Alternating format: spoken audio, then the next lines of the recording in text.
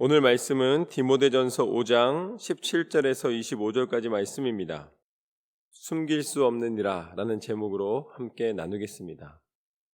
이 사도 바울은 디모데를 이 영적인 아들로 생각을 하였습니다. 그래서 디모데에게 자신이 갖고 있는 모든 영적인 비밀과 또한 가르침을 허락해 주었습니다.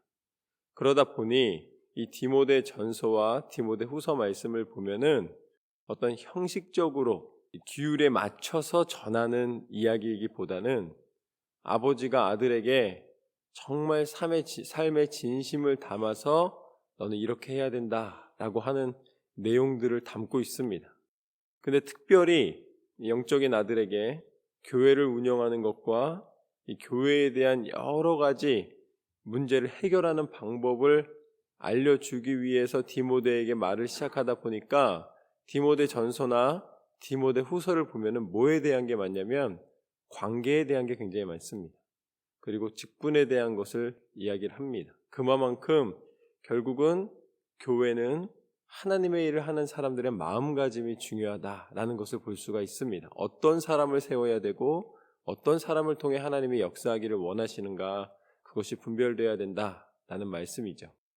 17절 말씀부터 보면 잘 다스리는 장로들은 배나 존경할 자로 알되 말씀과 가르침에 수고하는 이들에게는 더욱 그리할 것이니라.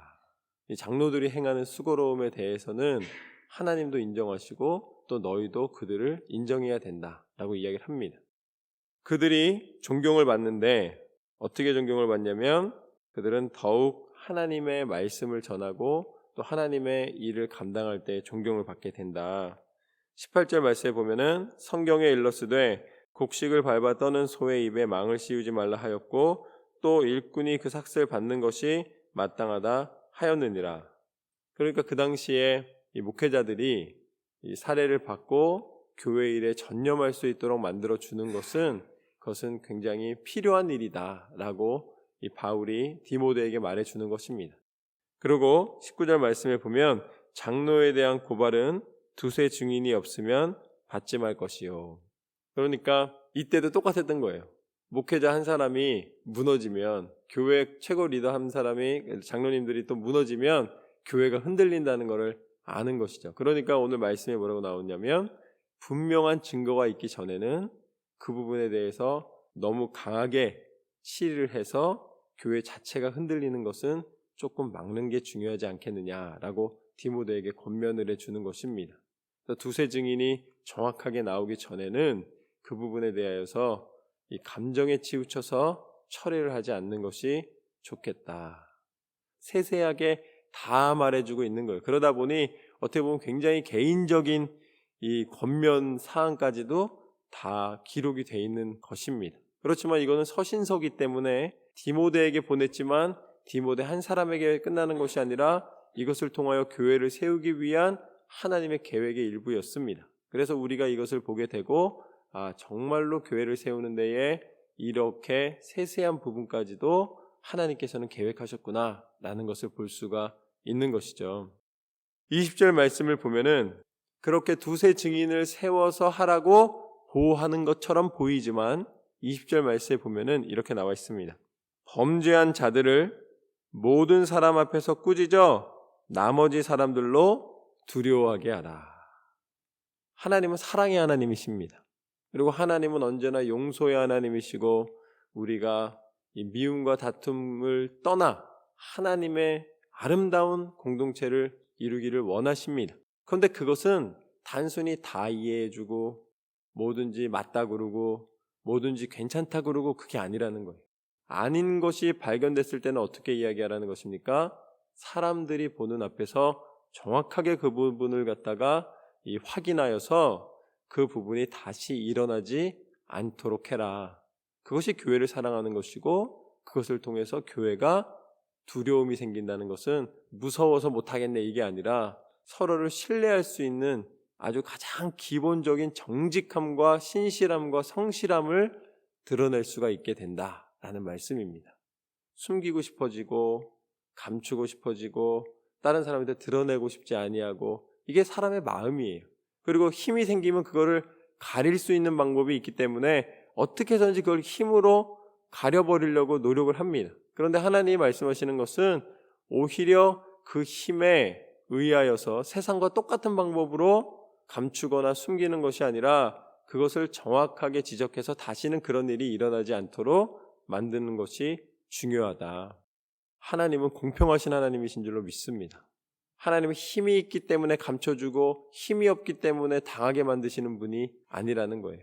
많은 권한을 주시지만, 그리고 또 증인이 있기 전에는 절대 그런 어떤 치리로 바로 들어가지 않도록 해주시는 하나님의 보호하심도 있지만, 그러나 그것이 진짜로 드러났을 때에는 정확하게 치리해야 된다는 것도 역시 하나님이 말씀해 주고 계시는 것을 보게 됩니다. 그래서 우리는 정직과 성실함으로 믿음으로 나아가야 될 줄로 믿습니다. 21절부터 22절까지 말씀은 그것이 바로 하나님의 마음인데 왜 이렇게까지 해야 되느냐? 21절부터 22절까지는 한번 같이 읽겠습니다. 시작. 하나님과 그리스도 예수와 택하심을 받은 천사들 앞에서 내가 엄히 명하노니 너는 편견이 없이 이것들을 지켜 아무 일도 불공평하게 하지 말며 아무에게나 경솔히 안수하지 말고 다른 사람의 죄에 간섭하지 말며 내 자신을 지켜 정결하게 하라. 아멘. 디모데가 감독으로 세워지고 디모데가 그 모든 걸 치리할 때에 바울이 말해주는 것은 딱 한 가지입니다. 야, 네가 부응하기 위해서 수단과 방법을 가리지 마라. 이렇게 얘기하지 않았어요. 디모데에게 뭐라고 이야기해 주냐면 너는 반드시 편견을 갖지 말고, 그러니까 먼저 네 감정이나 내가 가지고 있는 내 생각의 기준으로 하지 말고 공평하게 해야 된다라고 이야기를 합니다.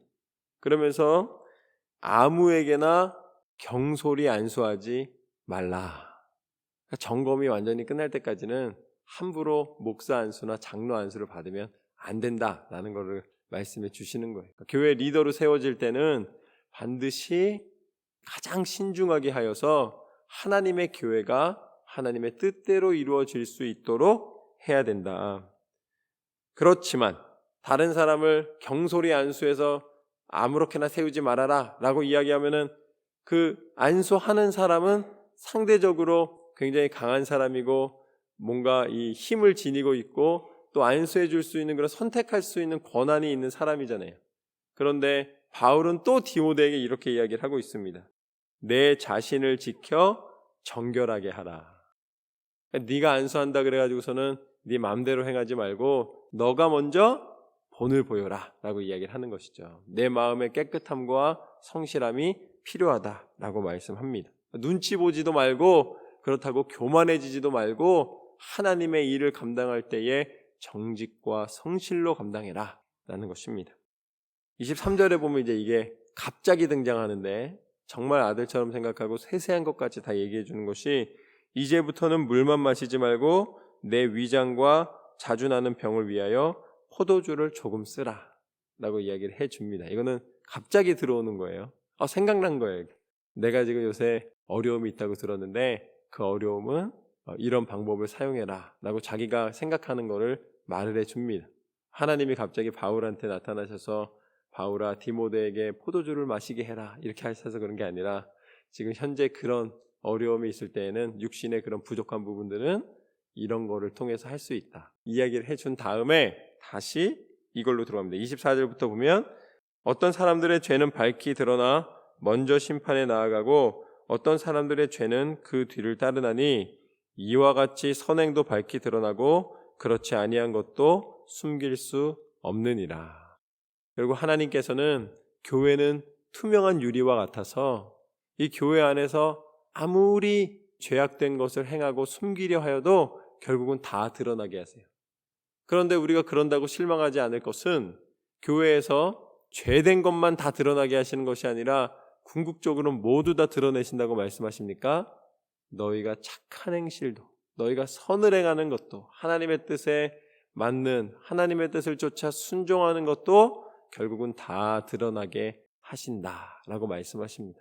여러분 어떤 사람은 굉장히 좋은 사람 같고 굉장히 신실한 사람 같고 굉장히 뭔가 하나님의 일을 위하여 열정을 가진 사람처럼 느껴지는데 어느 순간인가 보면은 그게 다 거짓이었으면 어떻게 되는 거예요?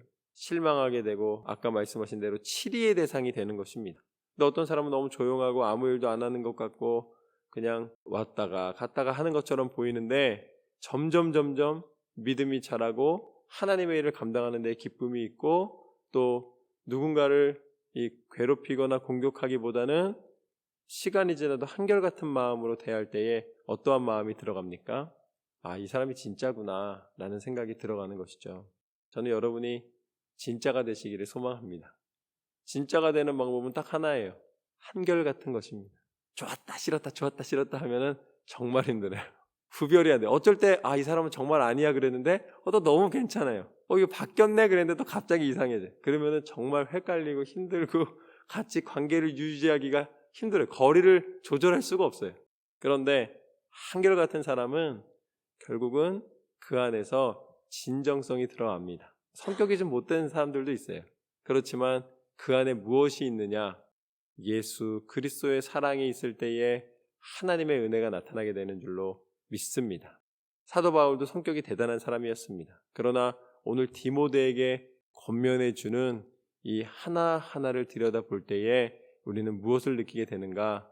사도 바울이 믿는 예수님, 사도 바울을 변화시킨 예수님, 사도 바울을 인도하시는 예수님을 만나게 됩니다.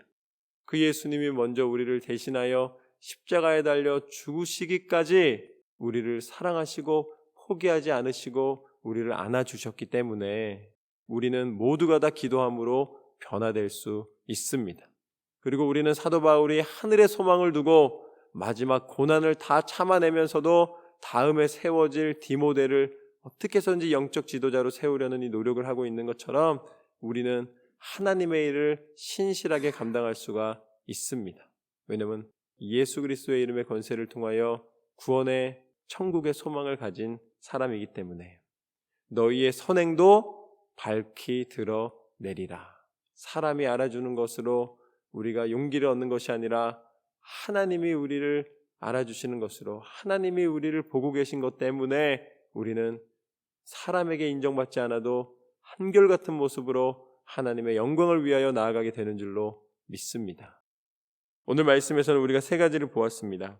장로들을 세울 때에 그들을 함부로 세우지 말고 우리가 정말 신실함과 성실함으로 하나님 앞에 세움을 받고 그리고 또 힘의 논리에 의해서 우리가 결정하는 것이 아니라 하나님이 뜻하시는 것이 무엇인가를 통하여서 우리는 결정하는 사람이 되어야 될 줄로 믿습니다.